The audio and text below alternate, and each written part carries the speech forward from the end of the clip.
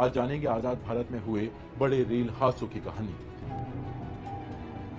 23 नवंबर 1956, जगह अरियालूर, तमिलनाडु। रात करीब 9 बजे ट्रेन चेन्नई एगमूर से रवाना हुई। सुबह 4:30 बजे ट्रेन मेरुदयारू नदी के पुल पर पहुंची ही थी कि पुल टूट गया और ट्रेन सीधी नदी में जा गिरी।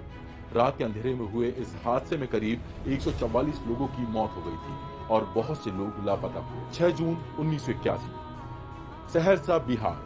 उस रोज बिहार में जोरदार बारिश हो रही थी। पैसेंजर ट्रेन मंडसी से सहरसा की ओर जा रही थी। जैसे ही ट्रेन बागमती नदी के ऊपर बने पुल पर पहुंची, लोको पायलट ने अचानक ब्रेक लगा दिए।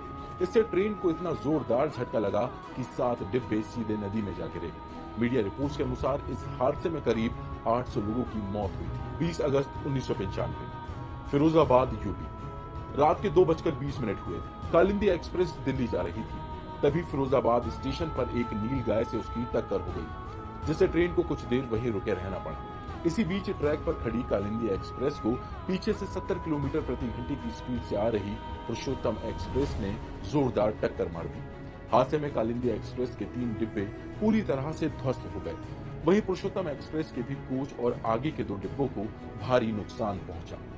इस एक्सीडेंट में 400 लोगों की मौत हुई और 400 लोग घायल हुए। 26 नवंबर 1998, खन्ना, पंजाब। पंजाब के खन्ना में गोल्डन टेम्पल मेल के 3 डिब्बे डीरेल हो गए। इस बीच जम्मू तवी सियालदह एक्सप्रेस उससे टकरा गई। इसमें 212 लोगों की मौत हुई। 2 अगस्त 1999, गैसल, पश्चिम बंगाल। इस दिन पश्चिम बंगाल के गैसल स्टेशन के 4 में से 3 ट्रैक पर मेंटेनेंस का काम चल रहा था। स्टेशन पर सिर्फ एक ही ट्रैक का इस्तेमाल किया जा रहा था, जिस पर अवध असम एक्सप्रेस खड़ी हुई थी। इसी ट्रैक पर ब्रह्मपुत्र मेल भी पहुंच गई और अवध असम एक्सप्रेस से उसकी टक्कर हो गई। इस जोरदार टक्कर के होते ही दोनों ट्रेनों में धमाका हो गया। इसमें 285 से भी ज्यादा मौतें और करीब 300 लोग घायल हुए थे। 20 नवंबर 2016, पोखराया, कानपुर। पटना इंदौर एक्सप्रेस पटना की ओर जा रही थी। इसी बीच कानपुर के पोखराया स्टेशन के पास ट्रेन के 14 डिब्बे बेपटरी हो गए। 1999 के बाद ये सबसे बड़ा रेल हादसा था। इसमें 152 लोगों की मौत और 260 लोग घायल हुए। 2 जून 2023, ओडिशा का बालासोर। शाम 6:55 पर कोरोमंडल एक्सप्रेस सिग्नल में गड़बड़ी की वजह से मालगाड़ी से टकरा गई और डीरेल हो गई। उसके डिब्बे दूसरे ट्रैक पर फैल गए। दूसरे ट्रैक पर आ रही बेंगलुरु हावड़ा सुपरफास्ट भी डीरेल हो गई।